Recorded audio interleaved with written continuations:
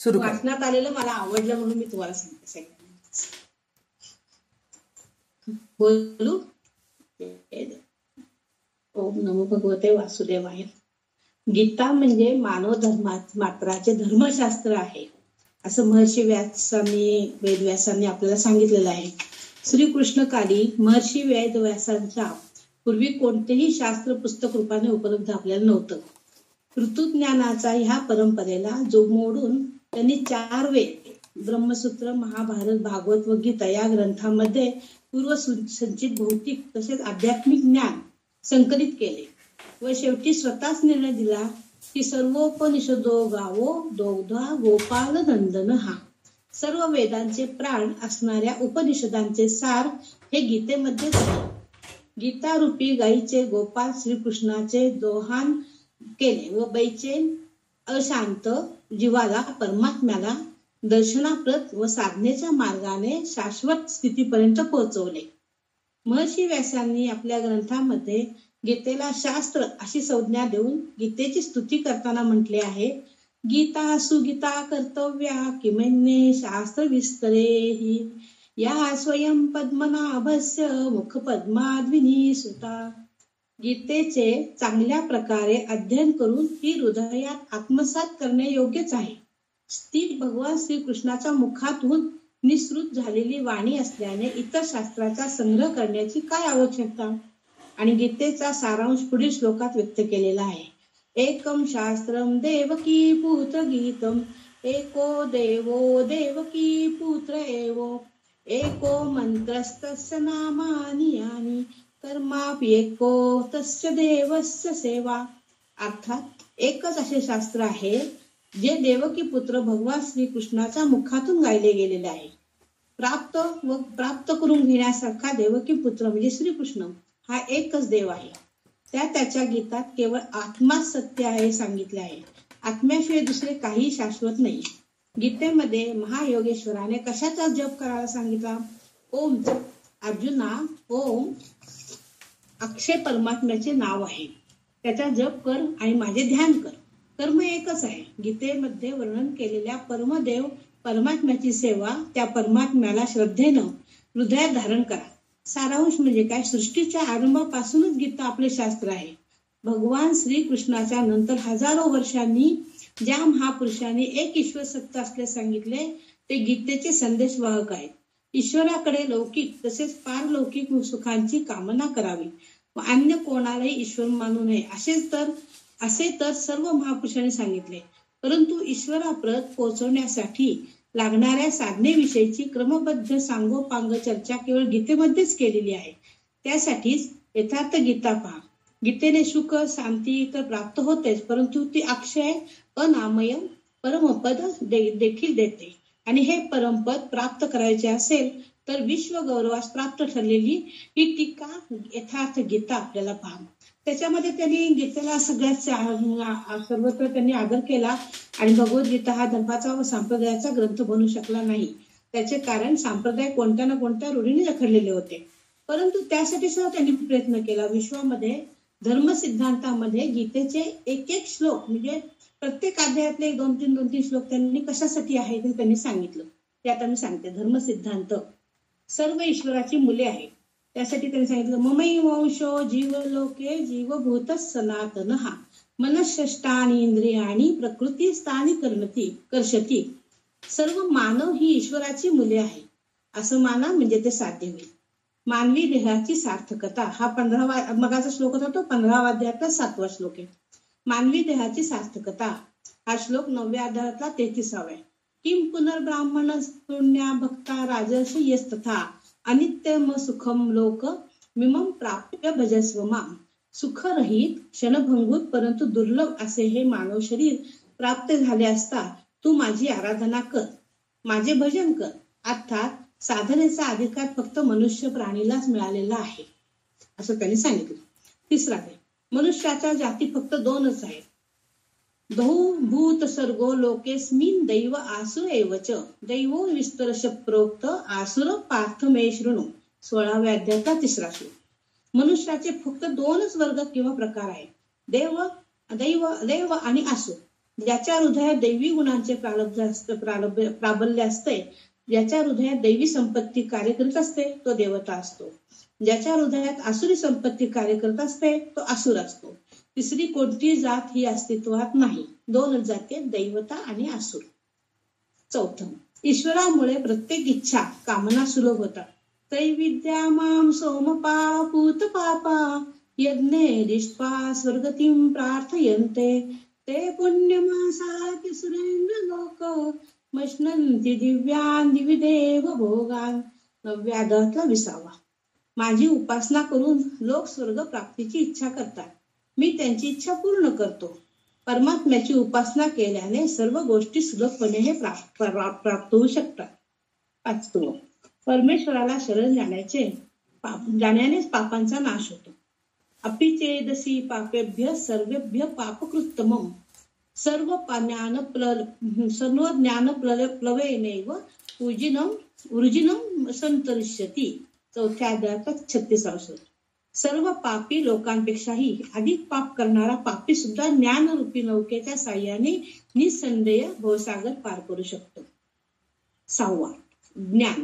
अध्यात्म ज्ञान नित्यत्व तत्वज्ञानार्थ दर्शनम एतज्ज्ञानमिति प्रोक्त मज्ञानम यदतोऽन्यथा.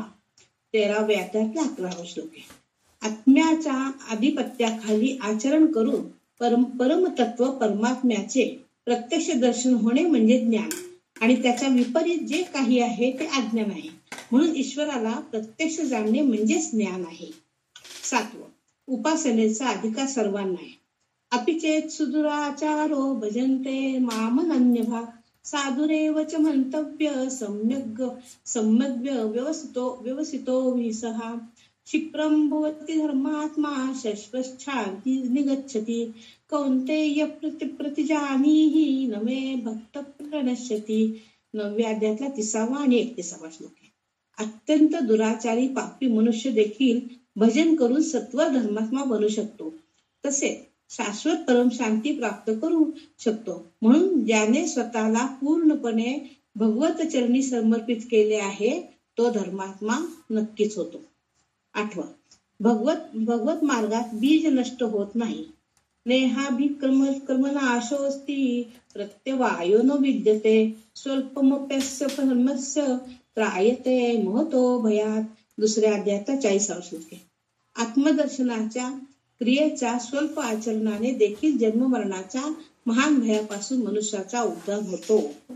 ईश्वराचा वास कुठे आहे तर तो ईश्वर सर्वभूतानां हृदयस्येऽर्जुन तिष्ठति भ्रामयन् सर्वभूतानि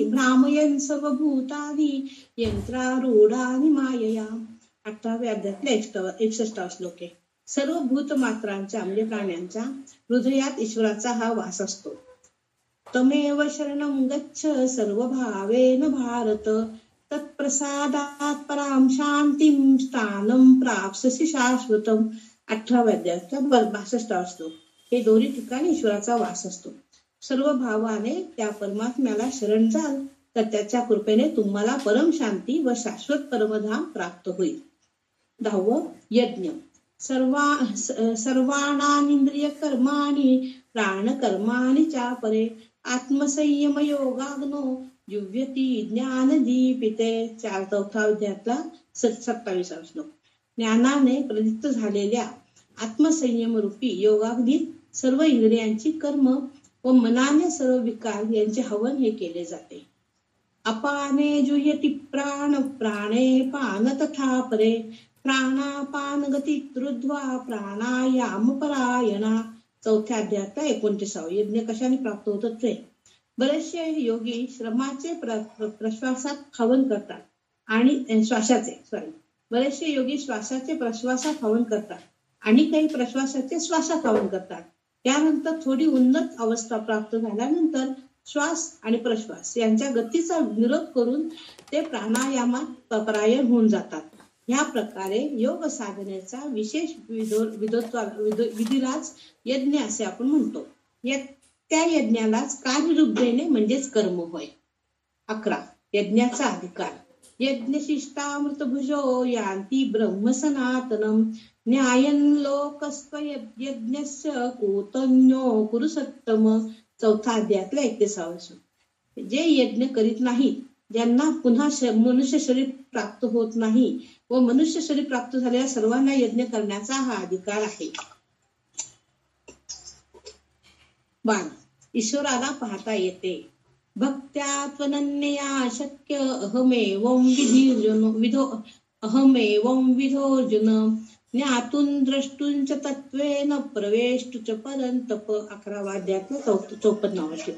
अनन्य भक्तीच्या योगाने साधक मला सुलभतेने प्रत्यक्षपणे पाहू शकतो, मला ओळखू किंवा जाणू शकतो व माझ्यामध्ये प्रवेशही करू शकतो. आश्चर्यवत पश्यति कश्चिदेन आश्चर्यवत वदति तथैव चान्यः. आश्चर्यवश्चैनमन्यः शृणोति श्रुत्वाप्येन वेद न चैव कश्चित्. दुसरा अध्यायातला 29वा श्लोक. या अविनाशी आत्म्याकडे कोणी विरळच आश्चर्य म्हणून, अद्भुत म्हणून पाहतात. अर्थात हेच प्रत्यक्ष दर्शन देवाचे आहे, परमेश्वराचे आहे. 13. आत्मा सत्य आहे, सनातन आहे. अच्छेद्यो यमधार्यो यमक्लेद्यो शोषेवच. नित्य सर्वगतस्तानुरचलो यम सनातन. दुसरा अध्यायातला 24वा. आत्मा सत्य आहे, आत्मा सनातन आहे. 14. विधाता व त्यापासून उत्पन्न झालेली सृष्टी नश्वर आहे. आ ब्रह्म भुवनान लोका पुनरावर्तिनोर्जुन. मामुपेते तु कौंतेय पुनर्जन्म न विद्यते. 8व्या अध्यायातला 16वा. ब्रह्मा आणि त्याने निर्माण केलेली सृष्टी, देवता आणि दानव म्हणजे दुःखाची खाण आहेत. हे सर्व क्षणभंगुर आहेत आणि नश्वर आहेत. देवपूजा. कामेस्तैस्तैरुत ज्ञाना प्रपद्यन्तेन्य देवता. तैन्यममास्ताय प्रकृत्या नियता स्वया. 7व्या अध्यायातला 20वा श्लोक आहे. कामवासनांनी ज्यांची बुद्धी विकृत झालेली आहे असे मूळ बुद्धीचे लोक परमात्म्या व्यतिरिक्त अन्य देवतांची पूजा करतात. येप्यन्य देवता भक्ता यजन्ते श्रद्धयान्विताः तेऽपि मामेव कौन्तेय यजन्त विधिपूर्वकम्. 9व्या अध्यायातला 23वा श्लोक. अर्थात देवतांची पूजा करणाऱ्या म्हणजे माझीच पूजा करीत असतात, परंतु ते पूजन अविधीपूर्वक असल्याने नष्ट होऊन जाते. शास्त्रविधीचा त्याग. यजन्ते सात्विका देवान् यक्षरक्षांसि राजसाः प्रेतान् भूतगणाश्चान्य यजन्ते तामसा जनाः. अर्जुना, शास्त्रोक्त विधीचा त्याग करून सात्विक श्रद्धा असणारे पुरुष देवतांना पुजतात, राजसी पुरुष यक्ष राक्षसांना पुजतात व तामसी पुरुष हे भूत आणि प्रेतांना पुजतात. कर्षयंत शरीरस्तन भूतग्राममचेतसः मांचैवान्तः शरीरस्तन तान् विद्यासुर निश्चयान्. 17व्या अध्यायातला 6वा श्लोक. ते शरीर रूपामध्ये स्थित असलेला भूत समुदाय असो अंतर्यामी स्थित असलेल्या मला म्हणजेच परमात्म्याला कृश करणारे असतात. त्यांना तू असुर समज. तात्पर्य, देवतांना पूजणारेही आसुरी वृत्तीची अंतर्गतच येतात. आसुरी वृत्तीचेही अंतर्गतच येतात ते. अधम. 16वा. तानहं विद्विषत क्रूरान संसारेषु नराधमान क्षिपाम्यजस्रमशुभा नासुरी शैव योनिषु. 16व्या अध्यायातला 7वा. जो यज्ञाचा नियत विधी सोडून कल्पित विधींनी यज्ञाचे यजन करतो तो क्रूर कर्मी, पापचारी तसेच मनुष्यामध्ये अधम आहे. 17. नियत विधी म्हणजे काय? ओमित्येकाक्षरं ब्रह्म व्याहारं नाम व्याहारं मामनुस्मरं यप्रयाति त्यजन् देहं स याति परमां गतिं. नियत विधी म्हणजे अक्षय ब्रह्माचा निर्देशक असणाऱ्या ओमचा जप करणे म्हणजे माझे परमात्म्याचे स्मरण करणे व तत्वदर्शी महापुरुषाच्या मार्गदर्शनाखाली ध्यान करणे होय. शास्त्र. इति गुह्यतमं शास्त्रमिदमुक्तं मया नघ एतद्बुद्ध्वा बुद्धिमान स्यात् कृतकृत्यश्च भारत. 15व्या अध्यायातला 20वा. अशा प्रकारे हे अतिशय गूढ असे शास्त्र माझ्याद्वारे सांगितले गेले आहे. त्यास तत्वता जाणून मनुष्य पूर्ण ज्ञाता तसेच कृतार्थ होतो. तात्पर्य: योगेश्वर श्रीकृष्णाची ही वाणी म्हणजे पूर्ण शास्त्र आहे. तस्मात् शास्त्रं प्रमाणन्ते कार्याकार्य व्यवस्थितो ज्ञात्वा शास्त्रविधानोक्तं कर्म कर्तुमिर्हसि. कर्तव्य कोणते व अकर्तव्य कोणते हे ठरविताना शास्त्र हेच प्रमाण समजले जाते. तेव्हा गीतेमध्ये जो निर्धारित विधी सांगितला आहे त्याप्रमाणे आचरण करणे. धर्म: सर्व धर्मान् परित्यज्य मामेकं शरणं व्रज. 18व्या अध्यायातला 66वा श्लोक. धार्मिक उलथापालथ सोडून तू फक्त मला शरण ये. अर्थात भगवंता ठाई संपूर्ण समर्पण हेच धर्माचे मूळ आहे.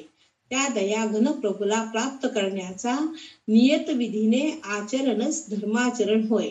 अध्याय 2 40 श्लोकात. आणि जो हे आचरण करतो तो मनुष्य अत्यंत पापी असला तरी तो शीघ्र धर्मात्मा बनतो, असं 9व्या अध्यायात 20व्या श्लोकात 30व्या श्लोकात पण सांगितलेलं आहे. धर्म प्राप्त कसा करावा 20वा आणि शेवटचा श्लोक. ब्रह्मणो हि प्रतिष्ठाः अमृतस्यास्य व्यवस्य च शाश्वतस्य च धर्मस्य सुखस्य एकांतिकस्य च. 14व्या अध्यायात 27वा श्लोक. त्या अविनाशी ब्रह्माचा, अमृताच्या, शाश्वत धर्माचा आणि अखंड एक रस आनंदाचा आश्रय आधार मीच आहे.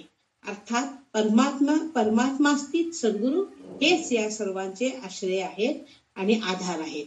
हे धर्माचे धर्म सिद्धांत म्हणून ह्या यथार्थ गीतामध्ये त्यांनी सांगितलेले आहे की गीतेचे एवढे